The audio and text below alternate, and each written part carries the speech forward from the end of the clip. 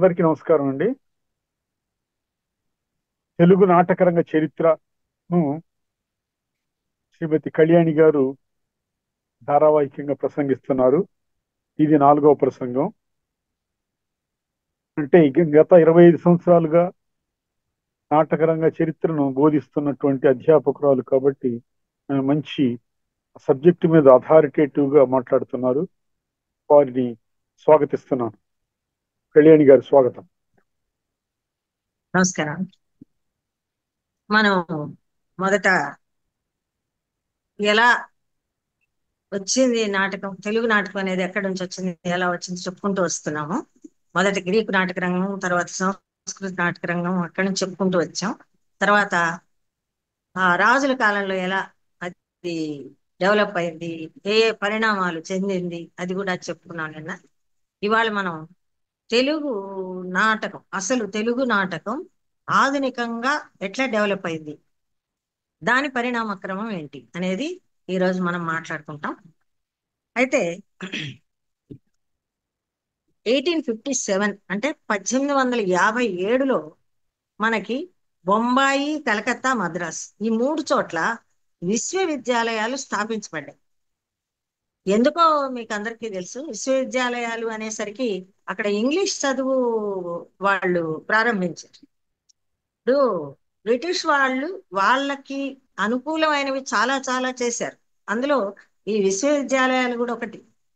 ఎందుకంటే ఇంగ్లీష్ వస్తే వాళ్ళతో మనకి కమ్యూనికేషన్ బాగుంటుంది అనే ఉద్దేశంతో అది మన భారతీయుల మీద బాగా ప్రభావం చూపించింది. ఎందుకంటే కొత్త విషయం, ఇంగ్లీష్ నేర్చుకుని ఇంగ్లీష్లో అనర్గళంగా మాట్లాడుతుంటే వాళ్ళకి విచిత్రం. ఈ విషయం మనం కన్యాశుల్కంలో కూడా నాటకంలో బాగా చూపిస్తారు. కన్యాశుల్కం నాటకంలో ఆ అబ్బాయిని ఇంగ్లీష్ చదువుల కోసం ఆ తల్లి వేరే చోటకి పంపిస్తుంది. అక్కడ గిరీశం అనే ఒక ఆషాఢభూతి ఉంటాడు. వాడు ఈ అబ్బాయి దగ్గర డబ్బులన్నీ తినేసి వాడిని పాడు చేసి చదువు రాకుండా చేసి ఇవన్నీ చేస్తూ ఉంటాడు. ఆఖరికి వాడు ఫెయిల్ అయిపోయి ఆ విషయం ఇంట్లో చెప్పకుండా ఇంటికి వచ్చి బాగా చదువుతున్నాడని గిరీశం కూడా వాడి వెనకాల వచ్చి ఇంట్లో తిష్టేస్తాడు. ఆ ఇంట్లో ఆ ఇంగ్లీష్ బాగా చదివేస్తున్నాడు అనే ఉద్దేశంతో ఇంట్లో వాళ్ళ అమ్మ నాన్న ఏదో ఒకసారి ఇంగ్లీష్ మాట్లాడు అంటే వాడి నోటికి వచ్చిందంతా మాట్లాడతాడు. అక్కడ ఎవరికి ఇంగ్లీష్ రాదు తల్లిదండ్రులు ఆ రోజుల్లో. అందులో ఈ కన్యాశుల్క నాటకం అంతా ఈ అగ్రహారీకులు అంటే బ్రాహ్మణులకు సంబంధించిన స్టోరీ ఉంది. వాళ్ళకి సంస్కృతము వేదాలు ఇవి తప్ప ఇంగ్లీష్ రాదు. అది చూసి వాళ్ళు చాలా ఆశ్చర్యపోయి, అబ్బా మా అబ్బాయి ఎంత చదివేసుకుంటున్నాడు, ఎంత గొప్పగా డెవలప్ అయిపోతున్నాడు అని ఆనందపడతారు. అలాంటి రోజులు. అంటే కన్యాశుల్కం ఎందుకు చెప్తున్నాను నేను అంటే, అలా ఉండేది సమాజం. ఇంగ్లీష్ అంటే పిచ్చి. అలాగే మనం ఇప్పుడు సందర్భం కాకపోయినా కొన్ని చెప్పుకోవాలి. ఆ రోజుల్లో మనకి వాళ్ళు అలవాటు చేసినవన్నీ ఇప్పుడు 60 ఏళ్ల తర్వాత అవన్నీ ఎంత డేంజరో మనం తెలుసుకుంటున్నాం. చక్కెర, మైదా, తర్వాత ఆవు పాలు మానేయడం, ఇలాగే సిల్వర్, జర్మన్ సిల్వర్ గిన్నెలు వాడటం, ఇవన్నీ కూడా ఆ రోజు నుంచి మనకు అలవాటైన చెడ్డ అలవాట్లు, భయంకరమైన డేంజరస్ అలవాటు. సరే, ఇంగ్లీష్ డేంజరా కాదా అనుకుంటే మనం అది వేరే సబ్జెక్ట్. అసలు తెలుగు అనేది మెల్లమెల్లగా కనుమరుగైపోయే రోజున వీధుల్లో తిరిగే వాళ్ళు, పని పాటలు చేసుకునే వాళ్ళ పిల్లలు కూడా అమ్మా నాన్న అన్నం పూర్తిగా మానేశారు. వాళ్ళు అన్నా కానీ వీళ్ళు ఊరుకోరు. డాడీ అను, మమ్మీ అను అని వాడికి మాటలు వచ్చే దగ్గర నుంచి నేర్పిస్తున్నాడు. అలాంటి దుస్థితి దేశంలో రావడానికి ఇంగ్లీష్ భాష ప్రభావం చాలా కారణం. అలా ఈ 3 చోట్ల ఎప్పుడైతే ఇంగ్లీషు ఉందో, ఈ విశ్వవిద్యాలయాలు స్థాపించారో భారతదేశం మీద కూడా బాగా ఈ ప్రభావం పడటం. ఒకవైపు సంస్కృతం అంటే సంస్కృత భాష ఉంది, ఆ ప్రభావం చాలా మంది మీద ఉంది. ఇది కాక ఇంగ్లీష్ భాష ప్రభావం కూడా బాగా పడింది. అలా పడినప్పుడు కొంతమంది పండితులు కూడా కొత్తగా ఆలోచించారు.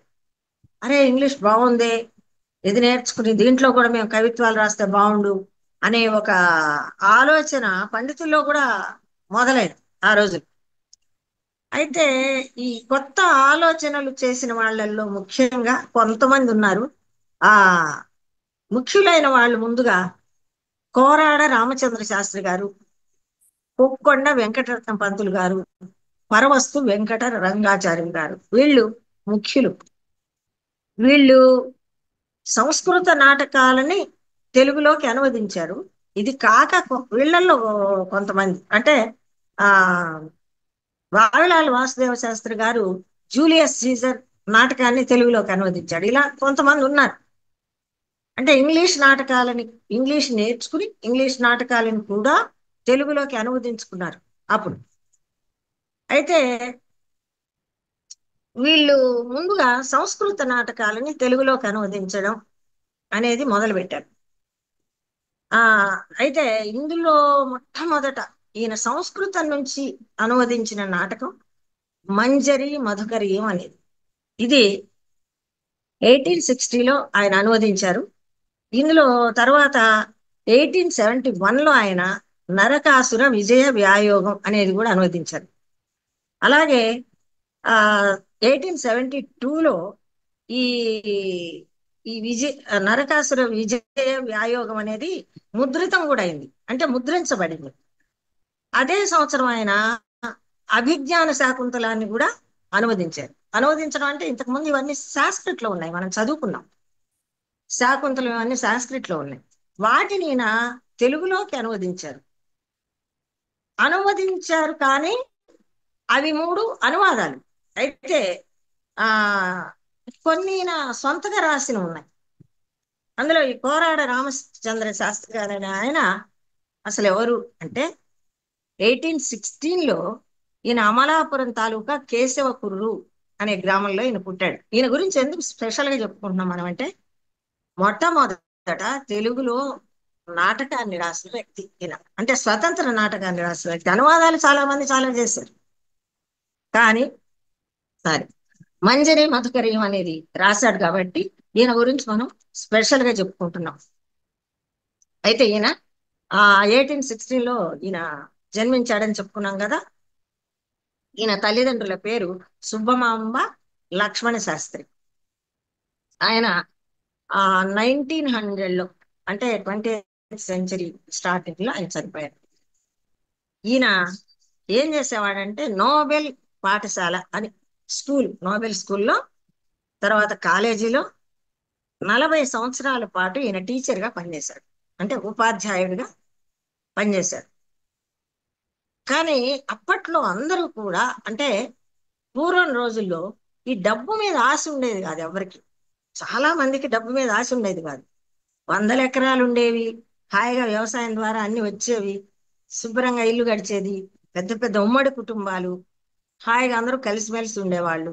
ఏ ప్రాబ్లమ్స్ వాళ్ళకి తెలిసేవి కాదు, ఉండేవి కాదు. హాయిగా ఒకరి మాట ఒకరు వినుకుంటూ అన్నదమ్ములు, అక్క చెల్లెళ్ళు, తండ్రి, అత్తలు, మామలు అలా గడిపేవాడు. అలాంటి కుటుంబం వీళ్ళది కూడా. అయితే అందుకే ఆయనకి డబ్బు మీద వ్యామోహం లేదు, పేరు మీద కూడా వ్యామోహం లేదు.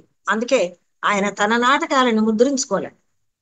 కొంతమంది ప్రింట్ చేసుకుంటారు, వాళ్ళ నాటకాలను వాళ్ళు ప్రింట్ చేయించుకుంటారు, కానీ ఈయన నాటకాలని ప్రింట్ చేయించుకోవాలి. ఎందుకు?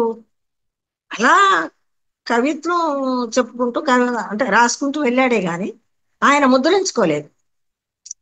అందుకే కొన్ని నాటకాలు ఎప్పుడైనా ప్రింట్ చేస్తే ఆ బుక్స్ తర్వాత తర్వాత తరాలకి అందుతాయి, తెలుస్తుంది. కానీ ఎప్పుడైతే మ్యాన్స్క్రిప్ట్ లో అంటే చేతిరాతో ఉండిపోతాయో అవి కొన్ని రోజులకి కాగితాలు పాడైపోయి మెత్తబడిపోయి లేకపోతే చిరిగిపోయి దొరకవు. అలా ఈయన నాటకాలు దాదాపు ఆ, కొన్ని నాటకాలు అస్సలు దొరకలేదు. మొత్తం ఈయన 22 సంస్కృత గ్రంథాలు, 7 అనువాదాలు, 2 స్వతంత్ర గ్రంథాలు రాశాడు ఈయన.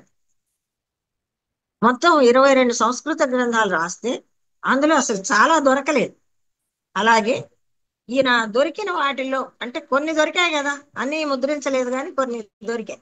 ఆ దొరికిన వాటిల్లో ఏంటంటే శృంగార సుధార్ణవ బాణము. మనం దశవిధి రూపకాలు చెప్పుకుంటాం. ఈ దశవిధి రూపకాలు చెప్పుకున్నప్పుడు వీధి, బాణము, వ్యాయోగము, రూపకము ఇవన్నీ చెప్పుకున్నాం కదా. అందులో ఈ శృంగార సుధార్ణవము అనేది బాణము అనే స్టైల్లో రాశాడు, అంటే ఆ విధానంలో రాశాడు. తర్వాత రామచంద్ర విజయ వ్యాయోగం.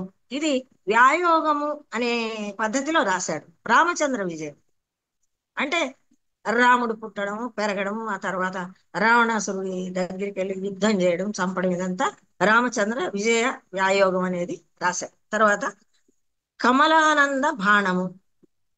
కమలానందుడు అనేవాడి స్టోరీని ఈయన బాణము అనే విధంగా రాశాడు. తర్వాత త్రిపురాసుర విజయ డిమము.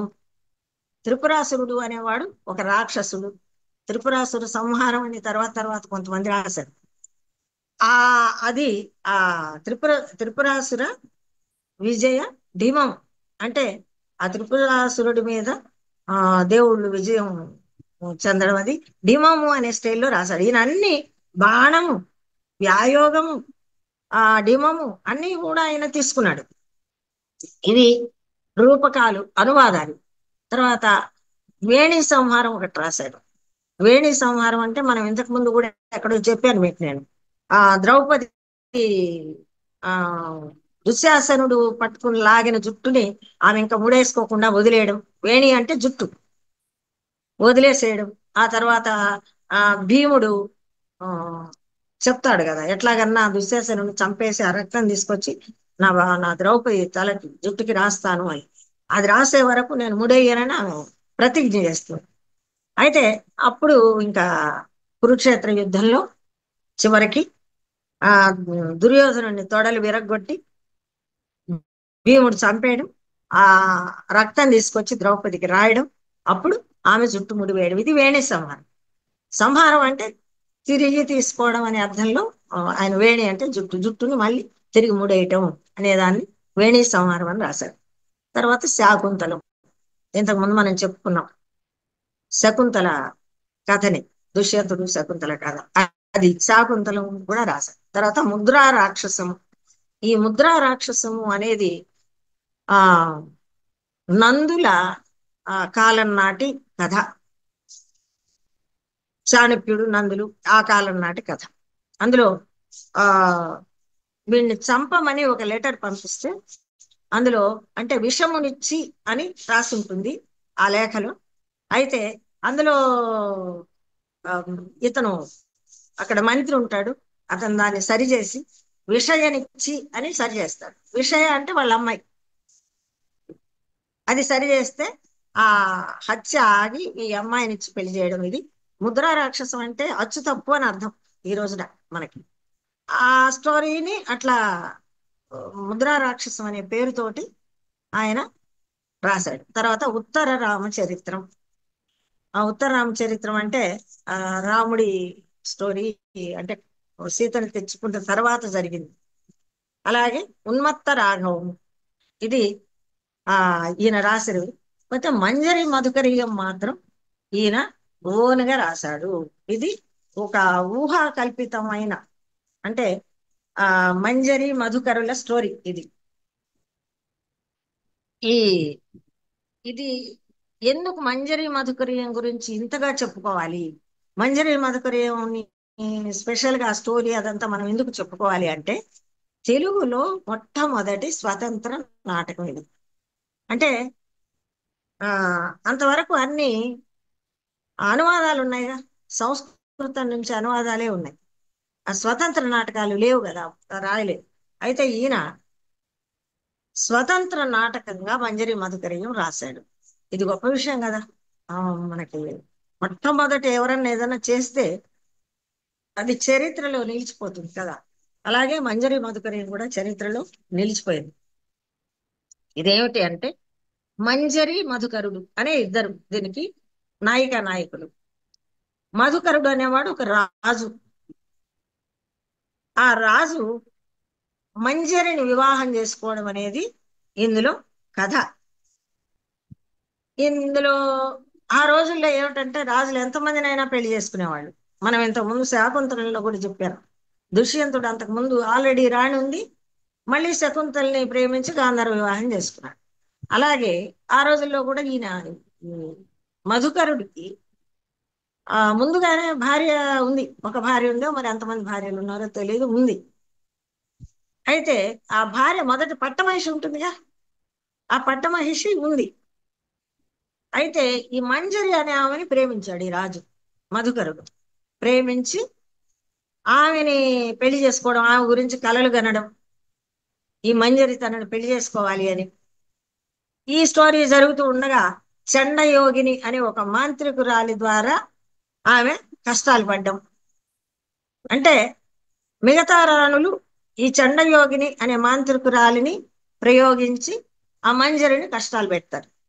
అయితే ఆ మంజరి కష్టాలు పడ్డం, వీళ్ళిద్దరు విరహం విరహం, ఇందులో చాలా విరహానికి సంబంధించిన సీన్లు రాశాడు ఆయన. అయితే ఆ రోజుల్లో చాలా మనకి గ్రంథాలు ఇవి చూస్తే నాటకాలు ఎక్కువగా శృంగారం ఉంటుంది.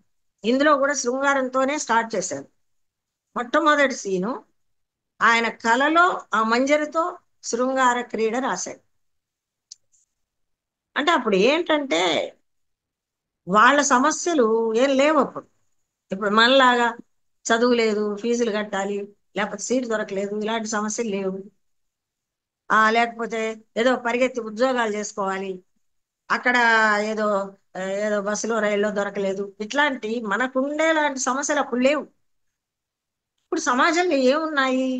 ఎంతసేపటికి ఆడవాళ్ళకే చదువులు లేవు. మనం చెప్పుకోవడానికి ఎలా ఉన్నా ఆడవాళ్ళకి కేవలం వంట పని, లేకపోతే అంటే మామూలు పిల్లల్లో అయితే వంట పని చేయడం, ఇంట్లో ఉండడం, పిల్లల్ని చూసుకోవడం, పిల్లల్ని కనడం, ఇదే. కాబట్టి ఏంటంటే అప్పుడు ఆడదాన్ని కేవలం ఒక శృంగారానికి సంబంధించిన వస్తువుగా చూడటం అనేది ఎక్కువగా ఉంది. అందుకే మన నాటకాల్లో కూడా పాత నాటకాలు కానీ అనువాదాలు కానీ చూస్తే మనకి రెండు విషయాలు బాగా కనిపిస్తాయి నాటకాల్లో. ఒకటి యుద్ధాలు, రెండు శృంగారం. యుద్ధాలు ఏమిటంటే ఆ ఒక రాజ్యాన్ని ఇంకొక రాజు గెలిచి ఆ రాజు కూడా ఈ రాజ్యంలో కలిపేసుకోవడానికి చేసే యుద్ధాలు, లేకపోతే రాణుల గురించి, లేకపోతే ఇట్లాంటి ఆడవాళ్ళ గురించి చేసిన యుద్ధాలు. మహాభారతం తీసుకుంటే మొత్తం ఇవే, రాజ్యం కోసం లేకపోతే ద్రౌపది కోసం జరిగిన యుద్ధాలే కదా. అయితే ఆ కాబట్టి ఏంటంటే ఇందులో కూడా ఈ మొట్టమొదటి నాటకం ఆయన రాసిన దాంట్లో కూడా ఏముంది అంటే శృంగారంతోనే స్టార్ట్ చేశాడు ఆయన. తర్వాత ఈ నాటకం అప్పుడు మొదలవుతుంది. తర్వాత ఇందులో కొన్ని అంటే ఆ తర్వాత ఏంటి, ఈవిడ తర్వాత ఈవిడ పట్టమహిషి ఉంది కదా, ఆ పట్టమహిషి కొన్ని రోజులకి తెలిసి ఏం తెలిసింది, ఈ అమ్మాయి మంజరి అనే అమ్మాయి తనకి వరసకి ఏదో పిన్ని కూతురు అవుతుంది, అంటే చెల్లెలు అవుతుంది అని తెలిసి ఇంకా ఆవిడ ఆ పినతల్లి కూతురు అంటే చెల్లెలు అవుతుంది తెలిసి, సరే ఇంకా మామూలేగా అప్పుడు పెద్ద ఫీలింగ్ ఏం లేదు. చాలా మంది రాణులు ఉన్నట్టే ఆ అమ్మాయి కూడా ఉంటుంది అనుకుంది ఆవిడ. అనుకుని తన రాజుకి ఇచ్చి పెళ్లి చేసి ఈవిడ భట్టిని అయిపోయింది. భట్టిని అంటే అది ఏంటంటే సన్యాసం తీసుకోవడం భట్టిని అంటే. సరే తన చెల్లెలే కదా అని చెప్పేసి అప్పుడు రియలైజ్ అయ్యి పశ్చాత్తాపడి క్షమాపణ చెప్పి రాజుకి ఈ మంజరిని అతనికి ఇచ్చి పెళ్లి చేయడం. ఇది మంజరి మధుకరీయం అనేది. అయితే ఇందులో కొన్ని సంభాషణలు సరళంగా ఉన్నాయి, అంటే మామూలుగా ఉన్నాయి, వేయడానికి వీలుగా ఉన్నాయి. కానీ ఇంకా కొన్ని చోట్ల అయితే వర్ణనలు, కఠినంగా ఉండే జటిలంగా ఉండే పదాలు, దీర్ఘ సమాసాలు, సమాసాలుగా సమాసాలు, వీటితో ఆ నాటకం చాలా కష్టతరంగా ఉంది. అయితే ఇన్నున్నా కానీ విసుగు కలిగించకుండానే ఆయన రాయగలిగాడు, విసుగు లేకుండా అంటే వినడానికి బాగా ఉంది. అయితే ఈ నాటకంలో చాలా లోపాలు ఉన్నాయి. ఆ లోపాలు ఏంటంటే మొదటి అంకం అంటే ఫస్ట్ సీను 12 పేజీలు ఉంటే 2-3 సీన్లు 45 పేజీలు ఉన్నాయి. సరే ఇది ఓకే అనుకుంటే చివరి అంకం అంటే క్లైమాక్స్ 125 పేజీలు ఉందట. అంటే అంటే ఒక బ్యాలెన్స్ లేదు. ఫస్ట్ సీన్ తొందరగా అయిపోతుంది, రెండో సీన్ ఇంకా పెద్ద పెద్దగా ఉంటాయి, మూడో సీన్ అసలు క్లైమాక్స్కి వచ్చేసరికి మరీ పెద్దగా ఉంటుంది. ఇలాంటి పరిస్థితుల్లో ఆ నాటకం వేయడం కష్టం. తర్వాత నాట్య శాస్త్రంలో చెప్పినవన్నీ ఈయన కొన్ని వ్యతిరేకం చేశారు. నాట్య శాస్త్రంలో స్నానము, భోజనము, మరణము ఇట్లాంటివి రంగస్థలం మీద చూపెట్టకూడదు అని ఒక నియమాలు ఉన్నాయి. కానీ ఆయన అవన్నీ చూపించాడు స్టేజ్ మీద.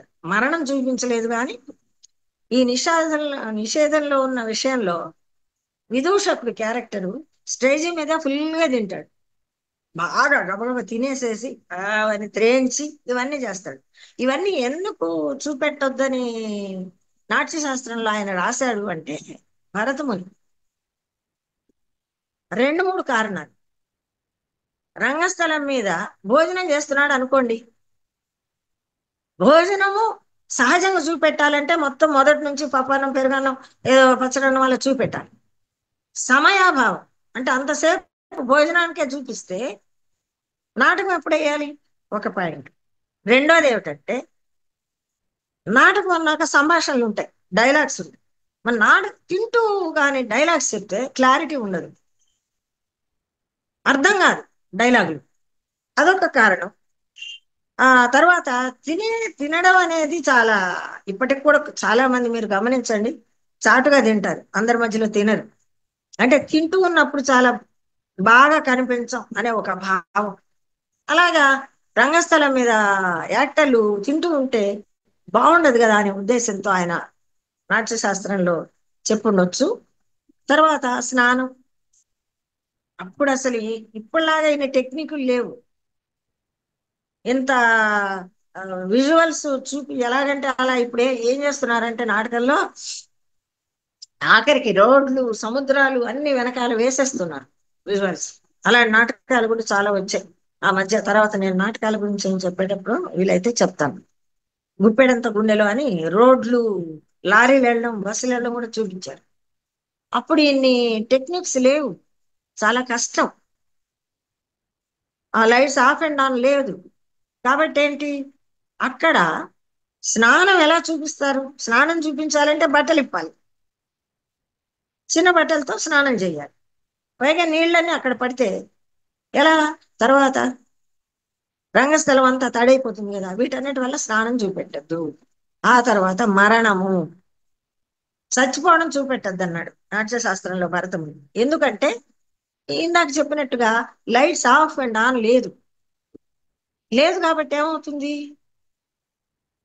ఆ అక్కడ మనిషి చచ్చిపోయి పడిపోయి ఉంటే మళ్ళీ ఏం చేయాలి? నెక్స్ట్ సీన్ ఉంది అనుకోండి, కంటిన్యూగా మళ్ళీ తర్వాత సీన్ ఉంది, అప్పుడు ఆడ లేచి వెళ్ళిపోవాలి, చచ్చిపోయిన మనిషి లేచి వెళ్ళిపోవాలి.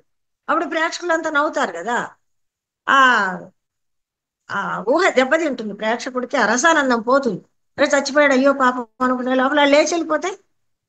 కాబట్టి నాట్యశాస్త్రంలో కొన్ని రూల్స్ రాశాడు. ఇప్పుడు అన్ని చేస్తున్నాం, ఇప్పుడు నాటకాల్లో అన్ని చేస్తున్నాం. ఎందుకంటే ఇప్పుడు ఎన్నో, ఒక నాటకంలో అయితే చెరువు పెట్టాడు, స్టేజ్ మీద చెరువు పెట్టి చెరువులో బట్టలు తుక్కోవడం, పిండుకోవడం, ఆరేసుకోవడం అన్ని చూపించాడు.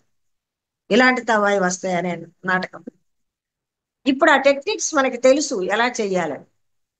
అలాగే క్యారెక్టర్ చచ్చిపోవచ్చు స్టేజ్ మీద, చచ్చిపోతే ఏమవుతుంది? లైట్స్ ఆఫ్ చేస్తారు,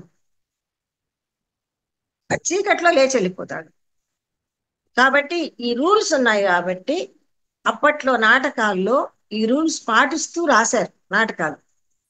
అయితే ఈయన కోరాడ రామచంద్ర శాస్త్రి గారు రంగస్థలం మీద భోజనం చూపించాడు, ఆ విదూషకుడు శుభ్రంగా తినడం అదంతా చూపించాడు.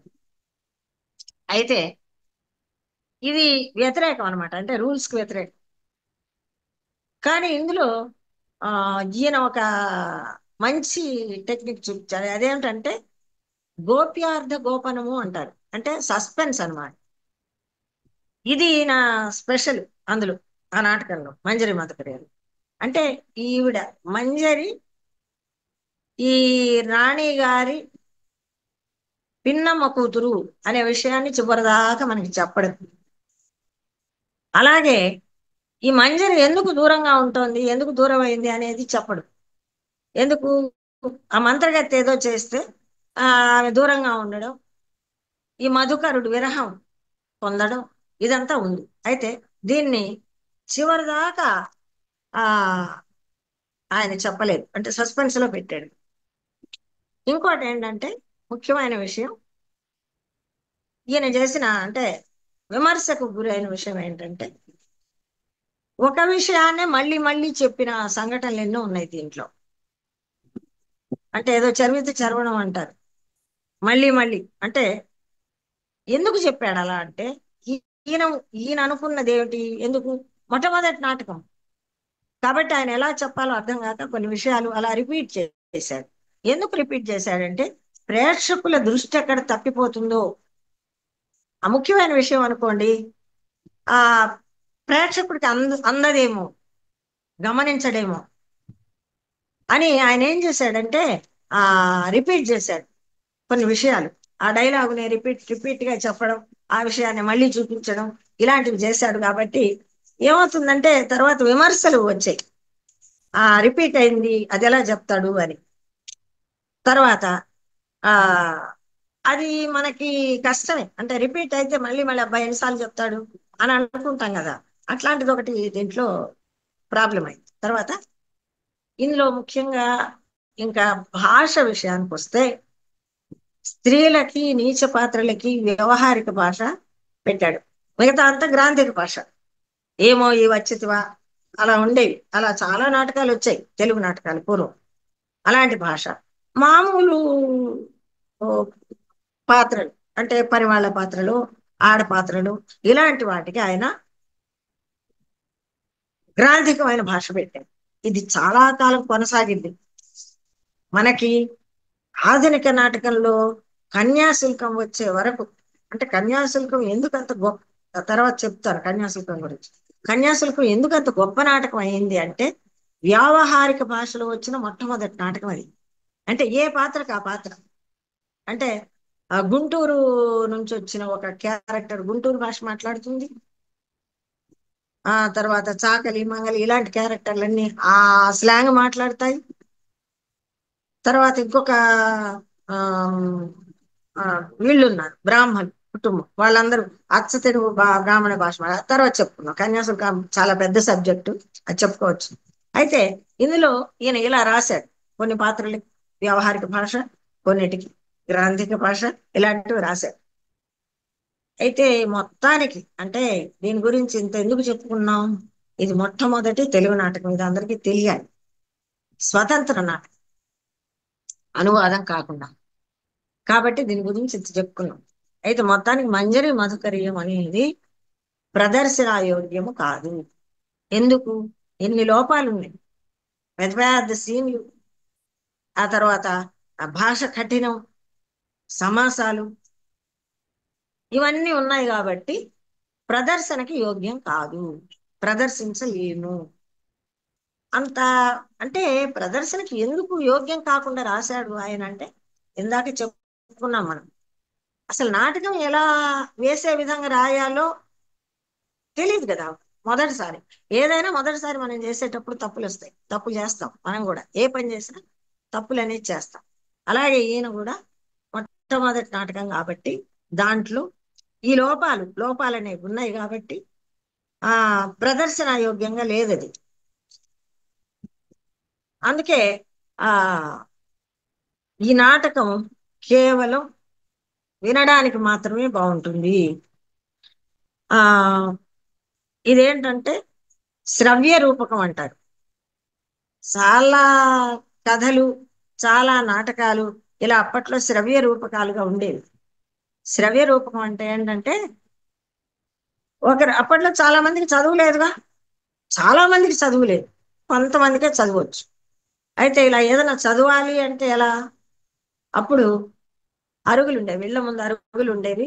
సాయంకాలం పూట ఖాళీగా ఉన్నప్పుడు అక్కడ చదువు వచ్చిన వాళ్ళు కూర్చుని ఏదన్నా గ్రంథం, అది భగవద్గీత కావచ్చు, ఇంకొక రామాయణం కావచ్చు, మహాభారతం కావచ్చు, ఒక నాటకం కావచ్చు, చదివి వినిపించేవాడు. వినిపిస్తే మిగతా వాళ్ళందరూ అక్కడ కూర్చుని చక్కగా ఆనందించేవాడు, ఎంజాయ్ చేసేవాడు, అది వింటూ ఎంజాయ్ చేసేవాడు. అలా ఈ నాటకాన్ని కూడా చదువుతూ ఉంటే చదువు వచ్చిన వాళ్ళు మిగతా వాళ్ళు వినేవాళ్ళు. అందుకే ఇది శ్రవ్య నాటకంగా మిగిలిపోయింది, దృశ్య రూపకంగా చేయలేకపోయారు. ఆ అలా చాలా ఉన్నాయి.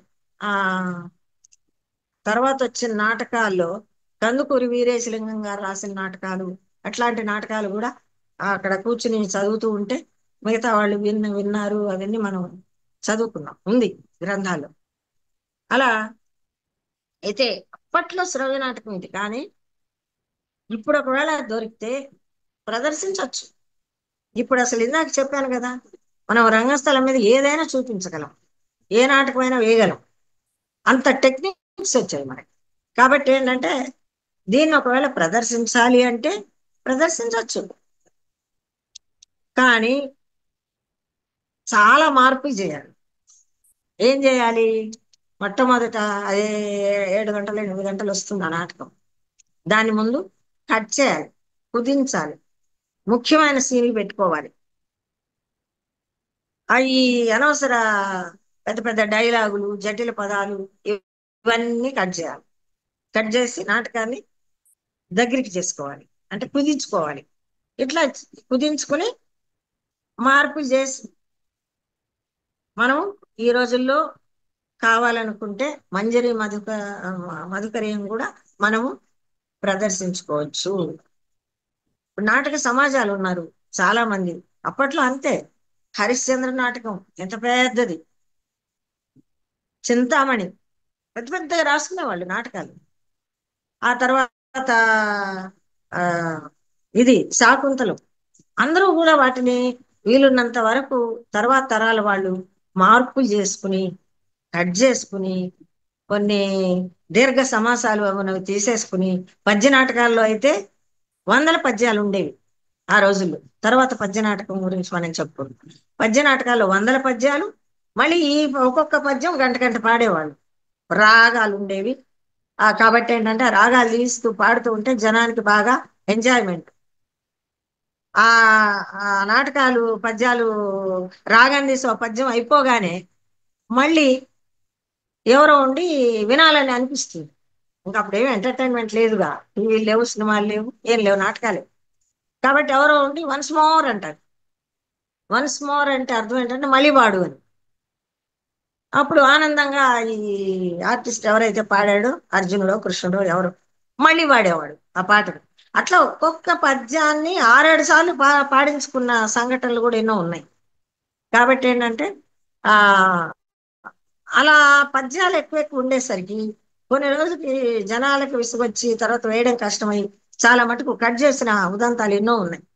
అలాగే ఇందాక మనం చెప్పుకున్నట్టు కన్యాశుల్కం కూడా 8 గంటలు తెల్లవాళ్ళు వేసేవాళ్ళు. ఈ మధ్యనే ఎవరో విజయనగరంలో ఫుల్ లెంగ్త్ వేశారు ఆ నాటకాన్ని, విన్నా. 8 గంటల నాటకం అది. దాన్ని కూడా ఇప్పుడు కట్ చేసి తర్వాత తర్వాత ఆ నటరాజ కళా సమితి అనే వాళ్ళు దాన్ని 2 గంటలు కుదించి చాలా 1000 ప్రదర్శనల దాకా వేశారు. ఇదంతా ఎందుకు చెప్తున్నానంటే మంజరి మధుకరీయము మొదట తెలియక రాసిన ఇంత పెద్ద నాటకాన్ని ఈ రోజున కావాలనుకుంటే మనం కుదించుకుని కూడా వేసుకోవచ్చు. చాలా నాటకాలు అలా కుదించుకుని వేసుకుంటున్నాము. అంతేకాకుండా ఇందులో చూపెట్టినవి రంగస్థలం మీద ఇప్పుడు కళ ఉంది, ఎలా చూపిస్తాం అనుకుంటాం, అనుకుంటారు అప్పటి వాళ్ళు. కానీ ఇప్పుడు మనం చూపెట్టేయచ్చు. సురభి వాళ్ళు మాయాబజార్ నాటకంలో ఎన్నో టెక్నిక్స్ పెట్టి చూపిస్తూ ఉంటారు. మనం సురభి గురించి కూడా తర్వాత మాట్లాడతాం. అలాగే ఆ కళ కూడా చూపిస్తారు. అట్లాగా ఇప్పుడు కావాలనుకుంటే ఈ నాటకాన్ని మనం తీసుకుని వేసుకోవచ్చు. కాబట్టి ఎవరన్నా మంజరి మధుకరీయం నాటకం దొరికితే వేయదలుచుకుంటే ఈ రోజున దాన్ని సంస్కరించుకుని కూడా వేసుకోవచ్చు. ఇది మొట్టమొదటి నాటకం గురించి ఈరోజు చెప్పుకున్నాం. ముందు ముందు ఇంకా నాటకాల గురించి చెప్పుకుంటాం, వేరే కవుల గురించి చెప్పుకుంటాం. ఈరోజు కోరాడ రామచంద్ర శాస్త్రి గారి గురించి చెప్పుకున్నాం. ఇంకా రేపు వేరే వేరే కవుల గురించి చెప్పుకుందాం. సరేనా?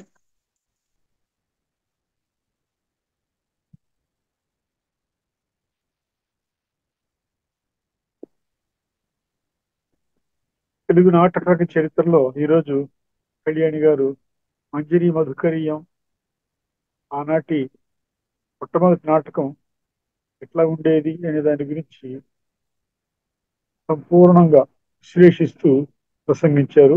వారికి ధన్యవాదాలు. ధన్యవాదాలు.